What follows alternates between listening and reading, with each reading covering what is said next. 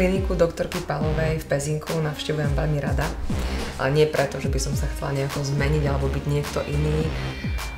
Tam som zatiaľ ešte není, ani tak skoro zrejme nebudem. Nie som ten štandardný typ ženy, ktorá by sa nechala napíchať zľava sprava alebo urobiť si niečo zásadné, napríklad na tvári.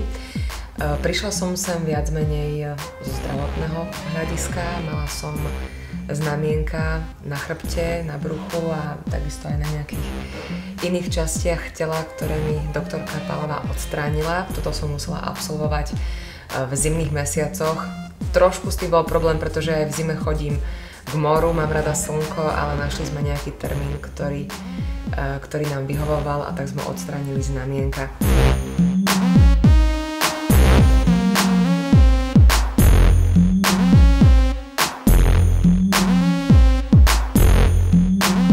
Ďalší problém som mala celkom už dlhodobý, trápili ma nepekné, môžem to nazvať výrážky, mala som ich tak na dekolte, ako aj na chrbáte a takisto na tvári, trápili ma niekoľko rokov, snažila som sa prísť, kde je nejaká príčina tohto, prečo to mám, napriek tomu, že nie som v puberte.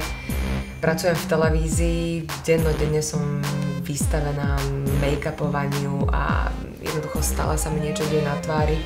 Možno aj to bol ten dôvod, prečo tá pleť bola taká, aká bola. Doktorka Palová mi predpísala tabletky, ktoré som užívala pol roka. Zároveň som absolvovala tzv. Kyslíkovú terapiu na tvári, tzv. Oxy, ktorý mi tvár liečila. No a toto je výsledok. Moja tvár je už viac ako rok a pol, bez výrážok, je veľmi pekná, napnutá a